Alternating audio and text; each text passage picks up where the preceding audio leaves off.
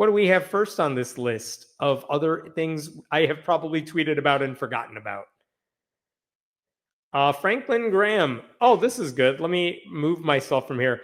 Franklin Graham, the evangelist, tweeted, yesterday's meeting between Trump and Zelensky was tense and unfortunately did not end well. Yeah, no kidding. The progress we had all hoped for is again delayed.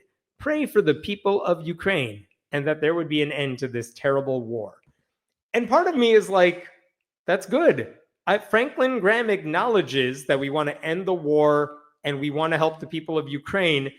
Meanwhile, everything else Franklin Graham ever says is how much he loves Donald Trump and supports him and pushes for MAGA propaganda. It's like, dude, it's your boy.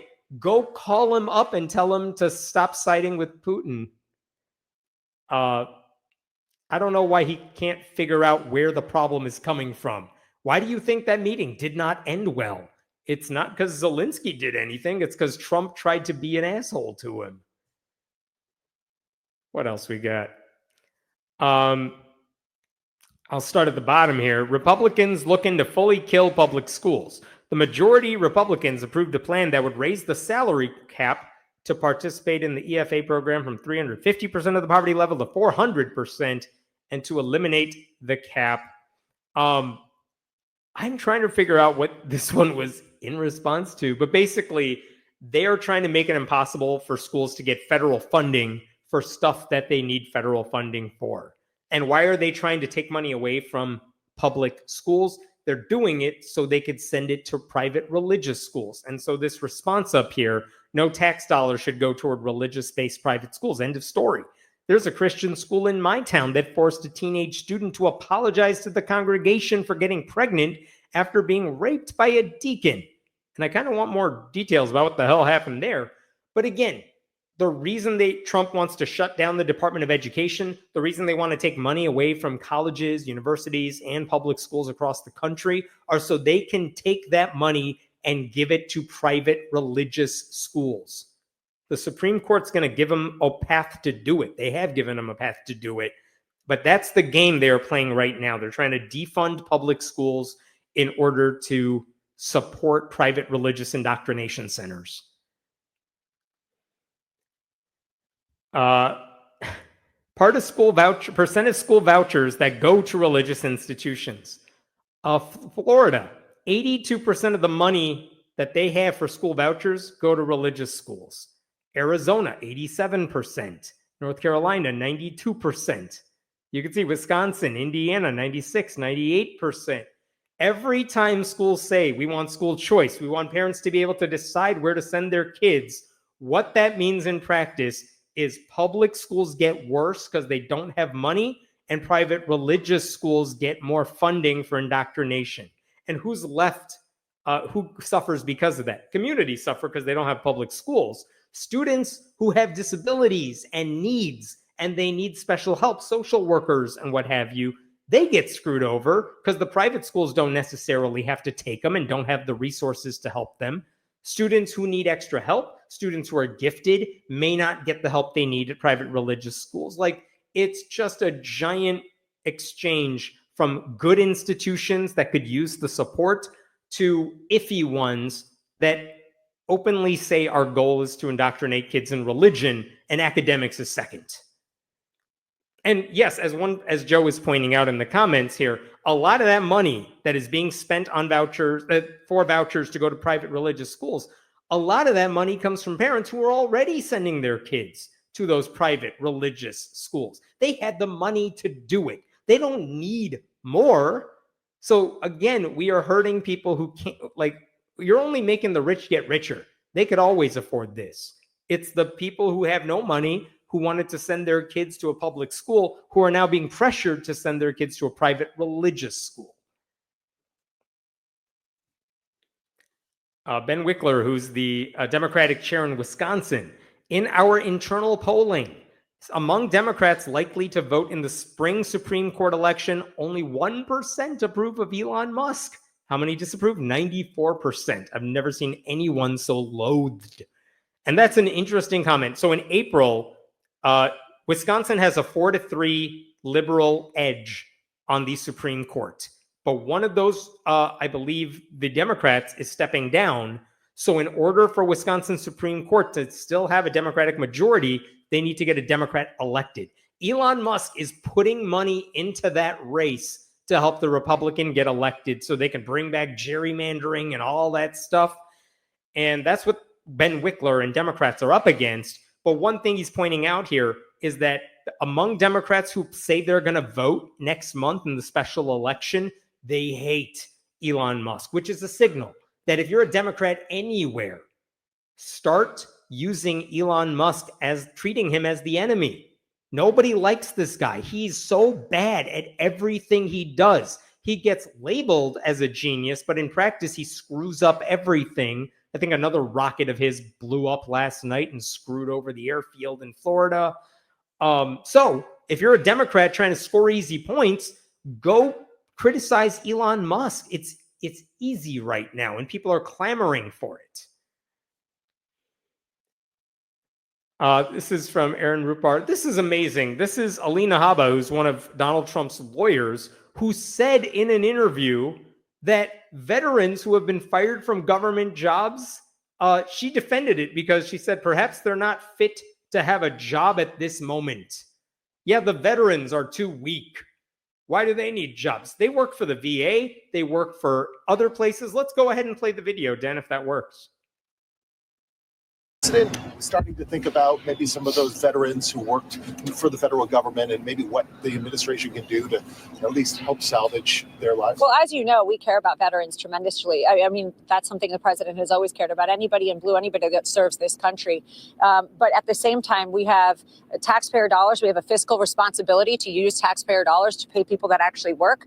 That doesn't mean that we forget our veterans by any means. We are going to care for them in the right way, but perhaps they're not fit to have a job at this moment or not willing to come to work. And we can't, I wouldn't take money from you and pay somebody and say, sorry, they're not going to come to work. It's just not acceptable. Yeah, how many veterans are just like skipping out on their jobs? Again, if they were firing people who weren't doing their jobs, we'd be having a very different discussion in this country. But right now, Elon Musk, with the full support of the Republican Party, is just firing people who work for national parks and figuring out the weather, and scientists and anyone who works in any federal government agency whatsoever, not because they're bad at their jobs, but because they exist.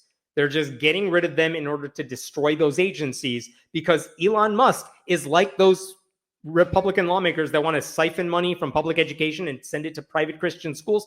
Elon Musk wants to destroy the federal government so that people are more reliant on private businesses like the ones he owns. And again, Republicans don't seem to care, and Elon Musk should be held against every single one of them because they're all supporting the stuff he's doing. Already, I think this week we saw the Republican leadership say, stop having town halls, stop talking to your constituents. They're mad at you right now. The last thing you want to do is allow your voters to ask you questions on camera. Meanwhile, Trump just sends out his dumbest staffers and they say the dumb things right in front of everybody. Starting to think. What else we got here? Oh, this is interesting. This is from Ryan Burge. He's a sociologist, does a lot of data analysis, and apparently he's coming out with a book soon called The American Religious Landscape. And so I haven't seen an advanced copy of this book yet, but it's from Ryan Burge. He's very good at what he does. If you want to understand with data what is happening with religion in America, Ryan is really good at producing charts that are easy to understand and then analyzing it in a way that makes sense, even if you're not a math person at all. He happens to be religious, by the way, but so many people, left-wing, right-wing, religious, secular, rely on him because the analysis he provides is really useful. So it's worth checking out that book, pre-ordering it if you haven't done so yet. Anything else here? What is this one? This is from Professor Carolyn Malacorbin. Court drops Arizona's 15-week limit on abortions. Arizona had a cap on when you could get an abortion. They got rid of that. And that's not a surprise. It follows the decision of Arizona voters last November because they enshrined a fundamental right to terminate a pregnancy into the Arizona Constitution. And now a judge says, okay, well, then a 15-week limit is no good. I mean, The people do not want what Republicans are giving them. They voted for that to enshrine that in the Constitution last November. And now a judge is like, all right, well, I guess abortion is legal in this state, so that law is illegal. So that's fantastic news. It's like a rare bit of good news, but Arizona is one of those states where they could very easily go Republican, but they've stayed Democrat so far. I hope it stays that way, but it's a rough climb, man. So some get a bit of good news from Arizona. Missouri is funneling taxpayer dollars into anti-abortion crisis pregnancy centers that mislead and shame people seeking care. This is interesting. This is a ProPublica article that basically says if you are donating to those anti-abortion crisis pregnancy centers, you can get a tax break. And I think they're allowing, I forgot the specifics, but I think it was like if you donate up to $50,000, you can write that off on your taxes. And the thing is, if you're going to pay that much in taxes anyway, you might as well make a donation of that amount so you could write it off or something. Like, it's all a way of funneling money to these anti-abortion fake pregnancy clinics that don't help women. And that's what this bill would do. It would reward people for donating to those nonprofits and nowhere else. You can't do that with other groups. I mean, I skimmed the article. I will admit, I did not read the full article. I didn't have time to this week, but if you read the first couple paragraphs of it, it kind of gives away what's going on there. Oh, and this is just cool. I love crosswords. I love doing them. I write crosswords occasionally for the New York Times and regularly for Slate. But these are some people who are longtime creators of crossword puzzles, and they have put together several books. These are original puzzles, easy to do, some challenging, but the whole goal is to raise money to support abortion centers and to provide access to abortion care for people who need it. You could see from this fundraising update, they raised like $7,500 for this particular book. This is volume 5 of These Puzzles Fund Abortion. And you could see the website right over there at the bottom. Check it out if you like puzzles. Thank you, Den. He's putting the link right there. Check out that link. I have nothing to do with this particular book, but I know a lot of the people who are participating in it. Really good cause and just awesome to see.